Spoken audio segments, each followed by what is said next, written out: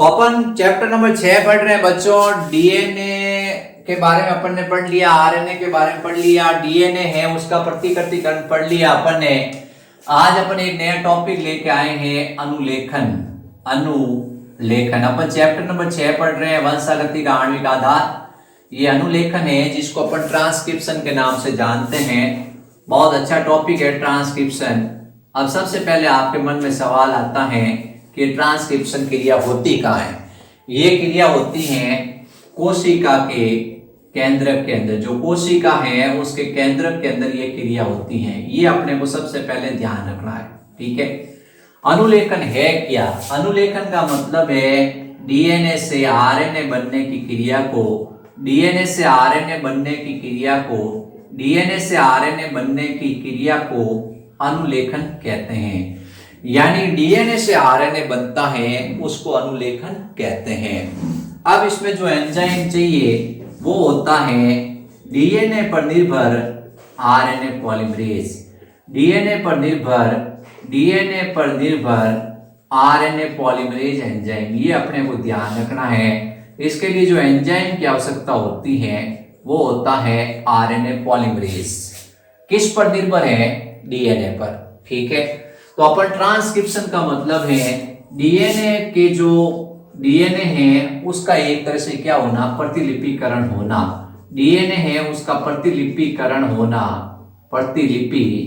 होना, यानी उस पे जो सूचनाएं हैं उनको कॉपी करना, ठीक है।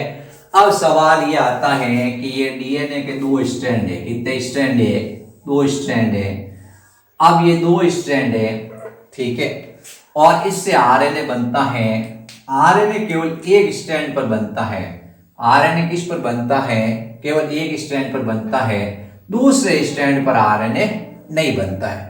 ये मेन क्वेश्चन बनता है कि डीएनए के दो स्ट्रैंड होते हैं। डीएनए कैसा है? द्विरज्जुकी है। डीएनए कैसा है? द्विरज्जुकी है। इसके कौन से स्ट्रैंड पर नया आरएनए बनता है? दूसरा सवाल ये आता है, क्या दोनों स्ट्रैंड पर आरएनए बनता है? क्या दोनों स्ट्रैंड पर आरएनए बनता है? तो आपको बताना है दोनों स्ट्रैंड पर आरएनए नहीं बनता है। एक स्ट्रैंड होता है उस पर आरएनए बनता है, उसको कहते हैं संवेदक रज्जुक। संवेदक रज्जुक यानी उसको कहा जाता है टेम्पलेट स्ट्रैंड। उसको कहा जाता है टेम्पलेट स्ट्रैंड। और दूसरा जिस पे नहीं बनता है उसको कहा जाता है कूटलेखन रज्जुक। कूटलेखन रज्जुक, ये अपने को ध्यान रखना है। यानी जिस पे बनता है उस स्ट्रैंड को कहते हैं सेंस स्ट्रैंड, और जिस पे नहीं बनता है उसको कहते हैं नॉन सेंस स्ट्रैंड। यानी अपन से पूछा गया कि डीएनए के दो स्ट्रैंड है भाई, डीएनए द्विरज्जुकी है। अब इसके दोनों स्ट्रैंड पर आरएनए बनता है या एक स्ट्रैंड पे बनता है? आप कहते हो कि एक स्ट्रैंड पर बनता है, दूसरे स्ट्रैंड पर आरएनए नहीं बनता है।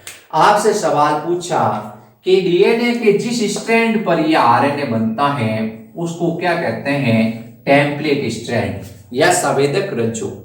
और जिस पे नहीं बनता है उसको क्या कहते हैं?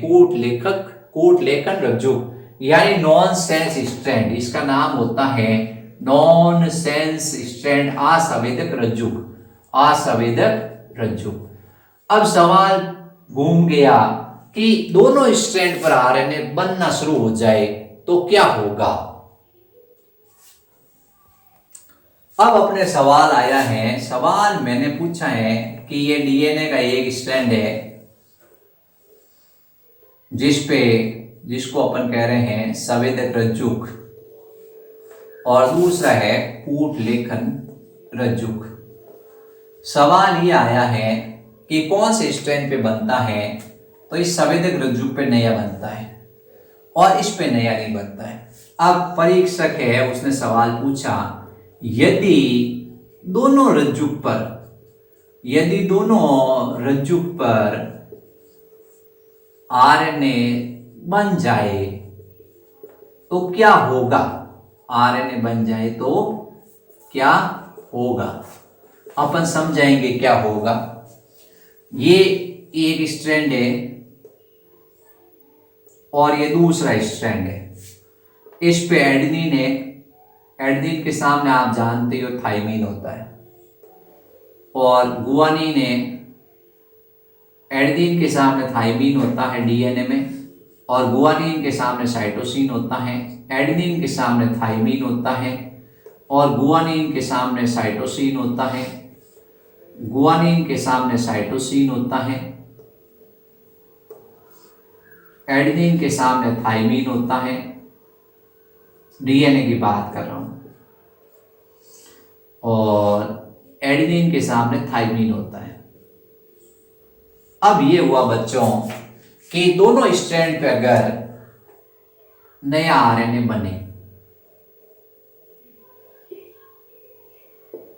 यह क्या था, सी था, मैं इस स्ट्रैंड पे भी नया आरएनए बनाऊं और इस पे भी नया आरएनए बनाऊं। एडेनिन से क्या जुड़ेगा, थाइमीन जुड़ेगा। एडेनिन से क्या जुड़ता है बच्चों, थाइमीन जुड़ता है, तो इसमें आएगा एडेनिन के स्थान पर यहां पे क्या यूरेसिल जोड़ देते हैं, या यूरेसिल। गुआनिन के साथ साइटोसिन, एडेनिन के सामने यूरेसिल, गुआनिन के सामने साइटोसिन, गुआनिन के सामने साइटोसिन, एडेनिन के सामने यूरेसिल। यानी क्या बना है, U U C U C C U बना। इसके टी के सामने क्या जुड़ेगा, ए। टी के सामने क्या जुड़ेगा, ए। सी के सामने क्या जुड़ेगा, जी। टी के सामने क्या जुड़ेगा, ए। और सी के सामने क्या जुड़ेगा, जी। सी के सामने क्या जुड़ेगा, जी। और टी के सामने क्या जुड़ेगा, ए। यानी इससे जो बनेगा वो होगा ए, फिर ए, फिर जी, फिर ए, फिर जी, फिर जी, फिर बनेगा ए। ठीक है, इससे ये बना, इससे ये बना। ये 3 से 5 मान लो, ये 3 से 5 मान लो, ये 5 से 3, और ये 3 से 5, सॉरी 5 से 3। ठीक है, ये अपन ने लिख दिया है 5 से 3, और ये अपन ने लिख दिया है 5 से 3। ठीक है, लिख दिया अपन ने। अब क्या होगा कि ये अनुवांशिक कूट है, ये अनुवांशिक कूट है, वो अलग एमिनो अम्ल बनाएगा। ये अनुवांशिक कूट अलग एमिनो अम्ल बनाएगा, ये अनुवांशिक कूट अलग एमिनो अम्ल बनेगा। तो ये जब क्या करेंगे, अनुवांशिक कूट होंगे वो भिन्न भिन्न होंगे। अनुवांशिक कूट भिन्न होने के कारण भिन्न प्रकार के एमिनो अम्ल उसको कोडित करेंगे। भिन्न भिन्न प्रकार के एमिनो अम्ल को क्या करेंगे, कोडित करेंगे। और भिन्न भिन्न प्रकार के एमिनो अम्ल को जब कोडित करेंगे तो नेचुरल सी बात है, जो प्रोटीन बनेगा वो अलग अलग प्रकार का बनेगा। यानी प्राणी के अंदर 2 तरह का प्रोटीन बनना शुरू हो जाएगा। दूसरा ये होगा कि अनुवांशिक कूट एक दूसरे के, ये जो ये यू है, ए है, ये एक दूसरे से जुड़ जाएंगे, और ए से यू जुड़ जाएगा, ए से यू जुड़ जाएगा, जी से सी जुड़ जाएगा, ए से यू जुड़ जाएगा, जी से सी जुड़ जाएगा, और यू जी से सी जुड़ जाएगा, ए से यू जुड़ जाएगा। आरएनए द्विरज्जुकी हो जाएगा, आरएनए द्विरज्जुकी हो जाएगा। जब आरएनए द्विरज्जुकी हो जाएगा, पहला रीजन तो यह है कि अनुवांशिक कूट भिन्न भिन्न होंगे। इसके अंदर अनुवांशिक कूट अलग होंगे, इसके अंदर अनुवांशिक कूट अलग होंगे। तो ये अलग तरह का एमिनो अम्ल बनाएंगे। जैसे ये ग्लाइसिन को कोडित करेगा, ये वैलिन को कोडित करेगा, ये जैसे प्रोलीन को कोडित करेगा, ये जैसे फिनाइल एलानिन को कोडित करेगा। तो अलग अलग कोड बनेंगे, तो अलग अलग एमिनो अम्ल है वो आप कोडित होंगे, जिसके कारण भिन्न भिन्न प्रकार का प्रोटीन बनेगा। और दूसरा ये होगा कि आरएनए द्विरज्जुकी हो जाएगा। जब आरएनए द्विरज्जुकी हो जाएगा तो आगे प्रोटीन संश्लेषण क्रिया रुक जाएगी, और प्रोटीन संश्लेषण क्रिया रुक जाएगी, तो इसलिए कभी भी दोनों रज्जुक पर आरएनए नहीं बनेगा, सिर्फ एक रज्जुक पर आरएनए बनेगा। ये अपने क्वेश्चन आता है परीक्षा के अंदर, यदि दोनों रज्जुक पर आरएनए बनना शुरू हो जाए तो क्या होगा। तो सबसे पहले आपको दोनों रज्जुक पर आरएनए बनाना है, और आप आरएनए बनाने के बाद आप कहोगे कि इस स्ट्रैंड पे जो आरएनए है, इस स्ट्रैंड पे आरएनए है, ये एक दूसरे के अनुपूरक होगा, और अनुपूरक होने के कारण आरएनए द्विरज्जुकी हो जाएगा। जबकि अभी तक अपन पढ़ते आ रहे हैं कि आरएनए कैसा होता है, एक रज्जुकी होता है। ठीक है, आरएनए एक रज्जुकी होता है। तो इस तरह से ये क्या हुआ है, आरएनए अपन ने देखा है द्विरज्जुकी हो गया, क्योंकि एक घटना घटित हुई है। यदि दोनों रज्जुक पर आरएनए बन जाए तो क्या होगा, तो अपन इस प्रश्न का उत्तर देंगे दोनों रज्जुक पर आरएनए नहीं बनेगा। नहीं बनेगा। क्यों नहीं बनेगा, क्योंकि इसका कारण यह है कि अगर दोनों रज्जुक पर आरएनए बनना शुरू हो गया तो अनुपूरक आरएनए जुड़ जाएगा, संपूरक आरएनए के दोनों स्ट्रैंड जुड़ जाएंगे, और आगे प्रोटीन संश्लेषण में वो भाग नहीं लेगा। दूसरा, अगर दोनों रज्जुक पे आरएनए बना तो आरएनए में अनुवांशिक कूट अलग अलग होंगे, और अनुवांशिक कूट अलग अलग होंगे तो भिन्न भिन्न प्रकार के अमीनो अम्लों को कोडित करेंगे, और अलग अलग तरह के प्रोटीन बनेंगे, जिसके कारण जीव की संरचना भिन्न हो जाएगी, जिसके कारण जीव की जो शारीरिक बनावट है, जो बॉडी की संरचना है, वो अलग तरह की दृष्टिगोचर होगी। तो ये अपने को ध्यान रखना है।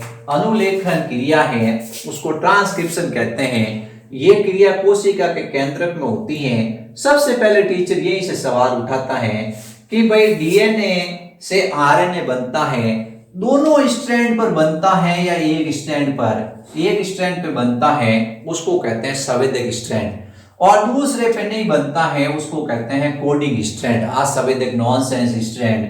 अब सवाल पूछा गया कि अगर दोनों स्ट्रैंड पर आरएनए रज्जुक बन जाए तो क्या होगा। आप कहोगे अरे भाई दोनों स्ट्रैंड पे बनेगा तो आरएनए क्या होगा, द्विरज्जुकी हो जाएगा और प्रोटीन संश्लेषण रुक जाएगा।